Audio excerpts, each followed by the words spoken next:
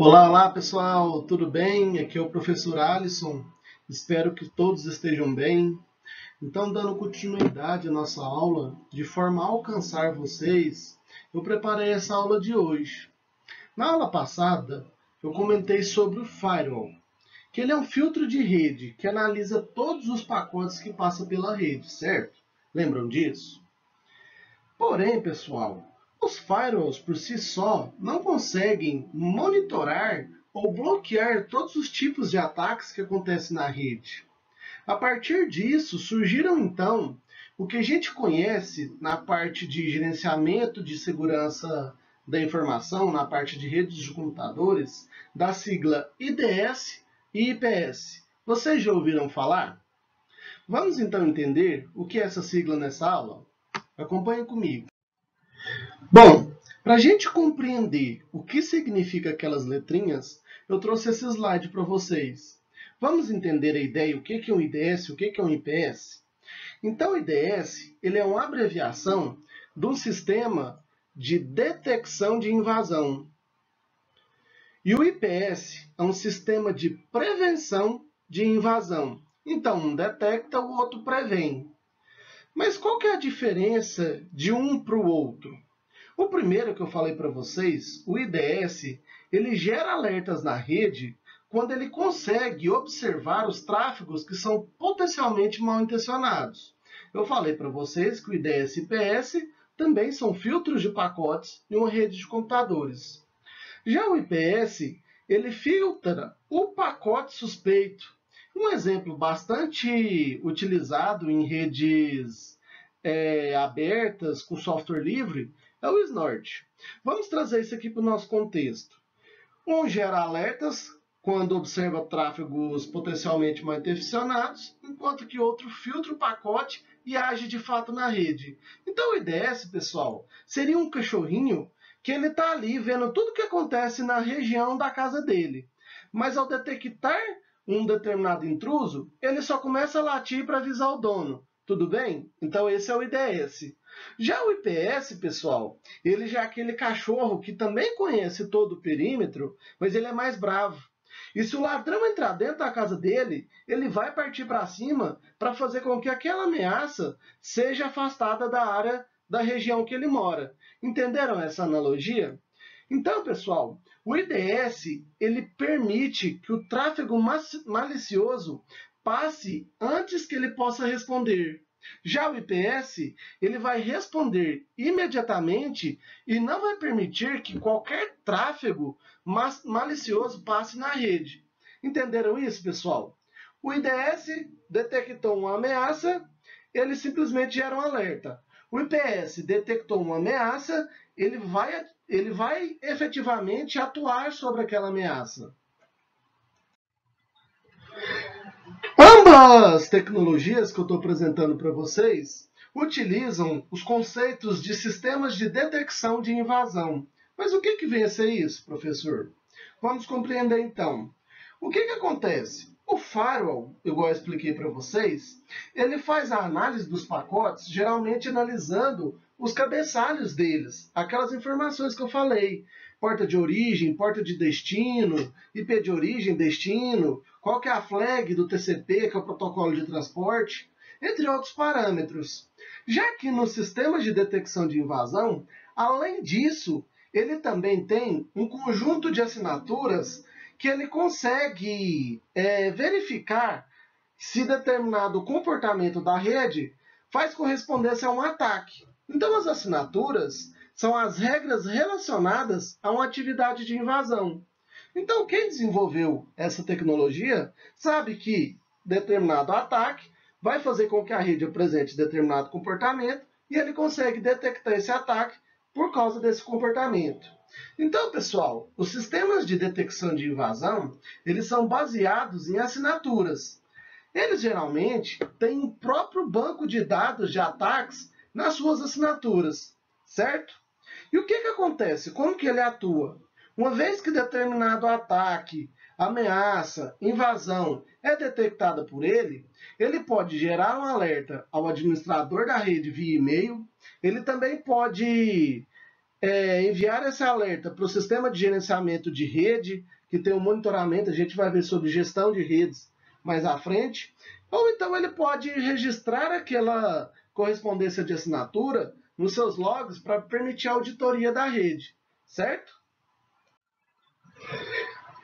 Esses sistemas de detecção de invasão, eles utilizam também uma técnica que é a DPI, que é a Deep Packet Inspection, que é inspeção profunda de pacotes. Mas, professor, o que é isso? Esse nome em inglês estranho? Gente, essa inspeção profunda de pacote, ela é necessária porque, aqui no caso do contexto do IDS e do IPS, só analisar os cabeçalhos IP, TCP, do protocolo IP, TCP, UDP, não são suficientes. E todas as informações são verificadas, aquelas informações além do cabeçalho. Então, o IPS e o IDS, ele também vai analisar dentro do payload do pacote, ou seja, dentro dos dados da aplicação que o pacote carrega. Ele consegue verificar, pessoal, se o protocolo, por exemplo, que foi definido na comunicação, se é UDP, se é TCP, se está passando na porta correta, ou se foi configurado para outra porta e isso corresponde a um ataque, certo? Então aqui, pessoal, quando a gente fala em deep, significa que ele está indo mais profundo ainda dentro de um pacote. Ele consegue examinar cada bit e byte que passa pelo firewall. Ele consegue filtrar também mais de 95% dos ataques às redes de computadores. Então, onde que a gente tem essa técnica de Deep Packet Inspection? Temos nos antivírus, nos anti-spirals, nos anti-spam, e eles também estão dentro das duas tecnologias que eu estou apresentando aqui para vocês, que é o Sistema de Prevenção de Intrusos, o IPS, e o Sistema de Detecção de Intrusos, que é o IDS. Tudo bem até aqui? Mas, professor, tudo bem. Ele vai ser um hardware que vai ser colocado lá na minha rede.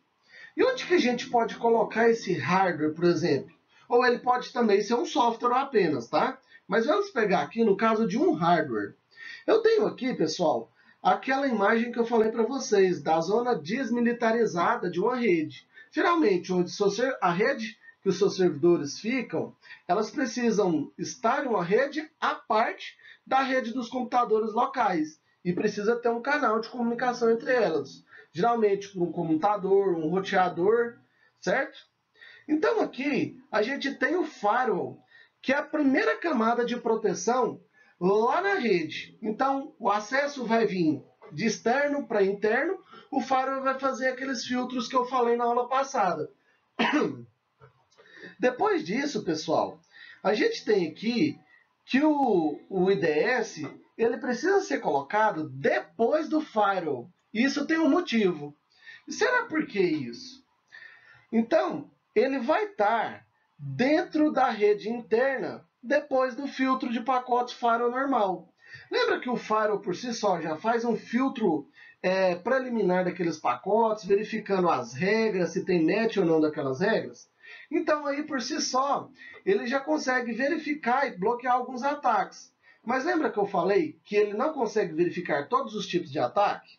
Aqui ele consegue analisar em nível de cabeçalho de pacote.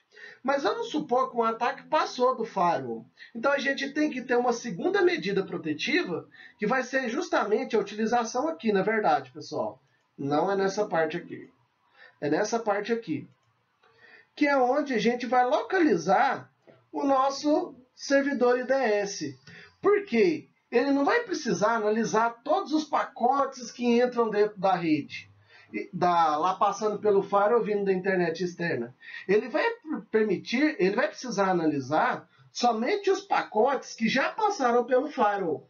Como ele analisa de forma profunda esse pacote que já passou pelo firewall, ele não teria capacidade de processamento para conseguir processar todos os pacotes que entram na rede. Pessoal, o volume de pacotes em uma rede de computadores é imensa. Então o firewall se encarrega de fazer isso. E aquilo que passou pelo firewall é responsabilidade do IDS, que ele vai fazer uma análise mais minuciosa.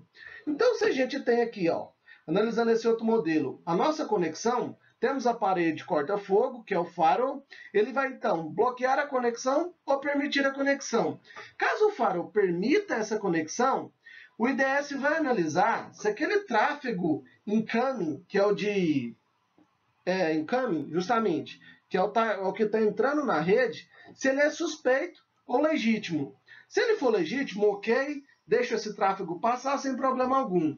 Agora, se esse tráfego é suspeito, o IDS vai ser capaz de detectar aquele ataque, vai analisar e responder ele. Tudo bem? Gente, então, para fixar na nossa mente, o sistema de detecção de intrusão, lembrando lá do cachorrinho que gera o alerta, ele analisa o comportamento da rede ou do sistema em busca de uma possível tentativa de invasão. É uma analogia, pessoal, ao sistema imunológico do corpo humano. A gente está falando aí do coronavírus, nós temos a nossa imunidade, nós temos o nosso mecanismo de defesa, que analisa todas as células que tem no nosso corpo. Então, o IDS seria esse responsável por fazer essa análise de todas as células. E quais são os tipos de IDS existentes? Nós temos os RIDs, os NIDs e os KIDs. RIDs vem de host, NIDs vem de network, que é rede. O K vem de kernel, que é o núcleo do sistema operacional. Então, os RIDs, pessoal, eles podem ser instalados lá na máquina de vocês, ou no servidor específico. Já os IDS, é o exemplo que eu mostrei anteriormente no slide, é os monitoradores de rede. Ele precisa ser instalado para analisar toda a rede. Já o kernel, eles estão dentro das chamadas de sistemas, dentro de um computador, seja no servidor, tudo bem? E esses IDS, eles utilizam dois métodos distintos, que é a detecção por assinatura, que ele faz aquele matching olhando para a sua assinatura, ou ele pode simplesmente analisar um comportamento anômalo à rede. Vamos falar sobre cada um deles agora. Então, os RIDs, que são os IDS baseados em hosts, são ferramentas desenvolvidas para o monitoramento das modificações ocorridas nos sistemas de arquivos. Às vezes, alguns ataques destinados a uma máquina específica conseguem alterar o sistema de arquivo dela. E os RIDs, então, ficam monitorando o sistema de arquivo. Eles verificam a integridade dos arquivos e os comandos que estão em execução no SO. Eles conseguem monitorar, por exemplo, a integridade dos arquivos, se houve alguma alteração desses arquivos, se houve alguma alteração de privilégio do usuário, se tem algum processo no sistema operacional que não deveria, a porcentagem de utilização da CPU ou os programas em execução. Os principais RIDs do mercado são os OSIRIS, o OSSEC e essas outras opções que tem aqui embaixo, tá? Então, quais são os pontos positivos e negativos dos RIDs? Vamos ver agora. Os positivos é que ele consegue detectar o sucesso ou falha de um ataque. Mas os ataques, por exemplo, os ataques que utilizam criptografia, eles não podem ser notados pelos NIDs. Lembra que eu falei para vocês que às vezes a VPN pode burlar o sistema de segurança, por isso que ela não pode ser usada de forma indevida?